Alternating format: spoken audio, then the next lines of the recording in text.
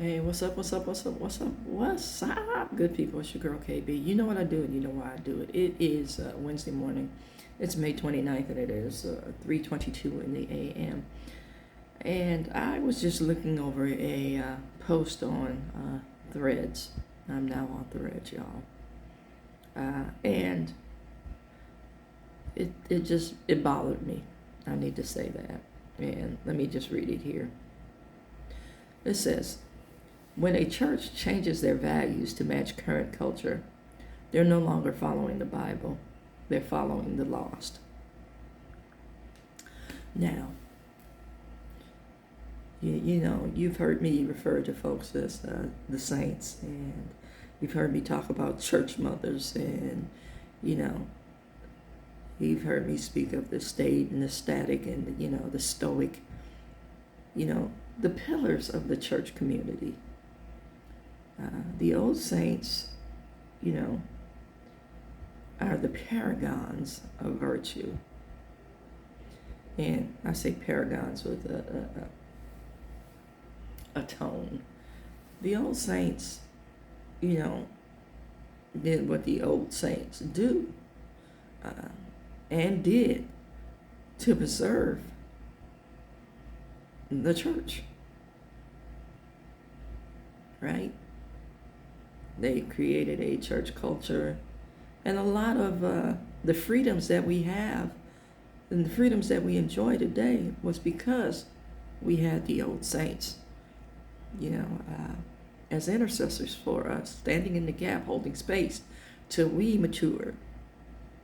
Now, unfortunately, we matured to a place of a disposable society, a very critical society, you know, and we tend to bring a lot of society into the church. We need to be clear about that, you know. And African Americans, you know, the church, the barbershop, the street corners, back in the day were the places where the old men congregated to discuss preservation. Now, if you look at the people of Israel during that time, I know they had factions of folks that sat around and discussed preservation. Now, we all came together, you know, with that common goal in mind. So this little pick here that condemns the process, I need to speak a language that people understand with a common goal in mind. And that common goal is the preservation of the people, the preservation of the message of God, the preservation of hope. And if you're living in a society that steals hope, how do you preserve that message? You know, we got young folks now that say, I don't vote because it doesn't matter. We got young folks saying, I don't go to church because I see what you do. You know, what message of hope are you demonstrating that we've turned off a group of people? And one of the messages is the judgment that is conveyed in this message.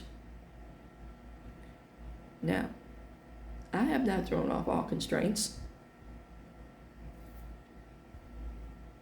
but I do need to preach a message of a loving God.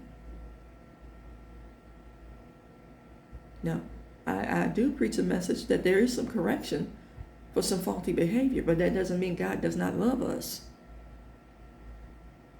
You know, I do preach a message of, you know, there are some consequences for certain behaviors. But that does not mean God is punitive. You know, not everything that you do, as certain grandmas have taught, not everything that you do is going to send you to hell. But the continued rejection of the Most High God will.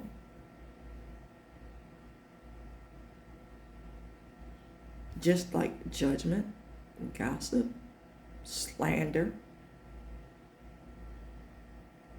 Notice what I put in there. It's not just this one thing. We need to look at everything that we do and ask ourselves, is it in alignment with God? And one of the things that is not in alignment with the teachings of God is this conditional love. This love with fine print. This quid pro quo. Oh, I love you, but over here are the rules. Rejection, betrayal, people being people.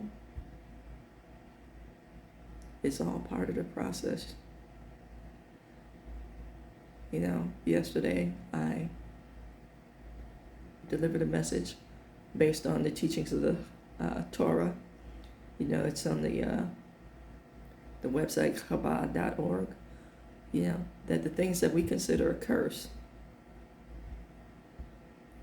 are also blessings, in that they move us from one place to another in our discomfort. I don't know where we got the notion that the gospel is supposed to feel good, and I don't know where we got the notion that the gospel was constantly punitive and constricting. Amen. I don't know where we got the notion that God is a genie and, all we got to do is ask for. We don't have to work towards anything. We just ask. That's entitlement. And you need to know that.